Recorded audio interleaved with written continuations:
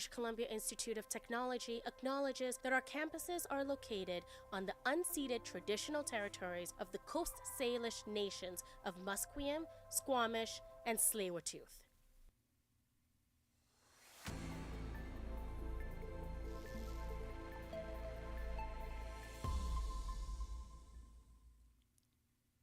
Morning to all the folks listening. This is your 10:30 a.m. headlines, and I'm Bahar Garian for BCIT News.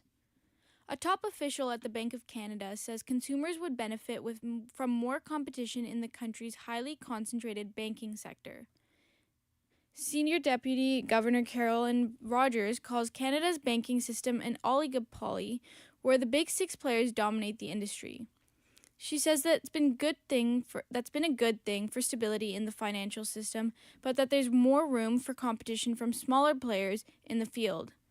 Rogers is at the Canadian Club Toronto today, making the case for more competition to help Canada shrug off its productivity slump and tackle the economy against U.S. tariffs. Greater contestability, more new entrants, more innovation in our financial sector would lead to competition that's good for consumers, good for productivity, and good for our economy. We really should lean into it.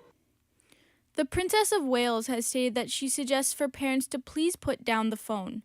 Kate, as she is commonly known, collaborated with adult development researcher Robert Waldinger to warn that technology is contributing to an epidemic of disconnection that is hurting family relationships.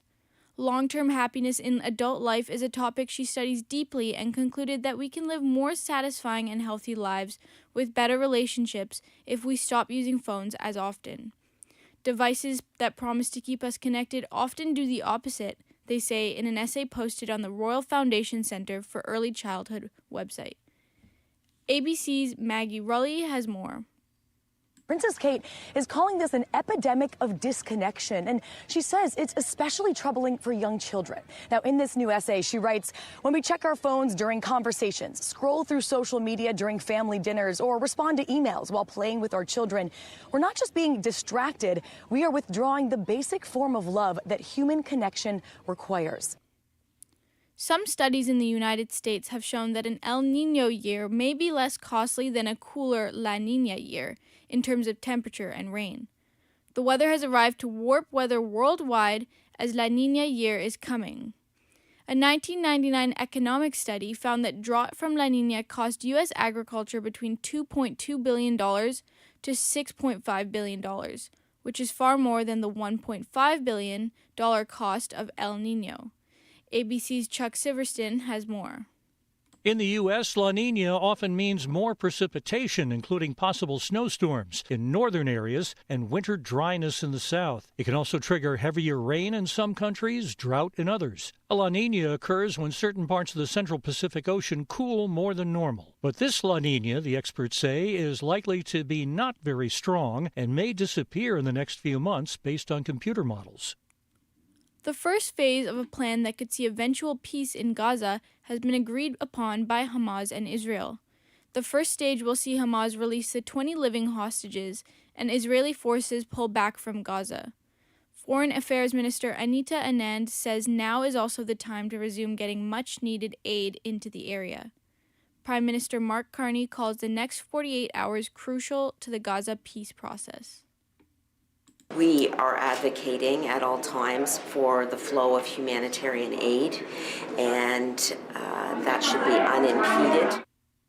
In remarks, U.S. Senate Minority Leader Chuck Schumer says Americans know who to blame for the shutdown.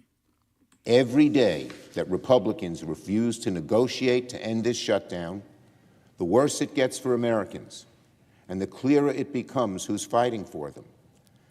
Each day, our case to fix health care and end the shutdown gets better and better, stronger and stronger. In an AP interview, Nobel Committee member and author Steve Sandberg says Hungarian author Laszlo Krasznahorkiev well deserves the 2025 Literature Prize.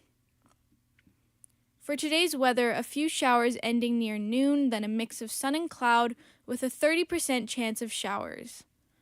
That's all the headlines for right now. We'll be back soon on some updates. Thanks for listening to BCIT's The Crow. I'm Bahar Garian.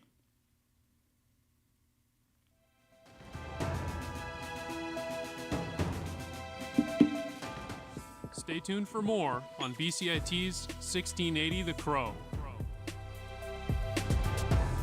It's your career, your vision, your goal. Navigate it your way. Flexible learning is designed for you. Learn a new skill or earn a degree at your own pace. BCIT, flexible learning for a complex world.